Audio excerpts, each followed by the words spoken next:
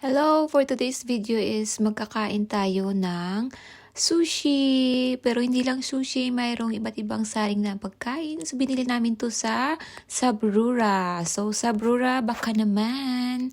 So meron sila grilled pork na yung sauce niya parang peanut, tsaka salad na may mango, ayan. Tapos spring rolls at iba-ibang klase ng sushi. So ito yung salad, guys. Ayan. So far, so good siya, guys. So, ang presyo nito, guys, is 329 kroner. So, meron din silang unlimited. By the way, let's eat! Chibuga na! So, weekend ito, kaya mas maganda kumain sa sala or sa living room with matching TVs. So, minsan lang to, guys, kasi nga weekend.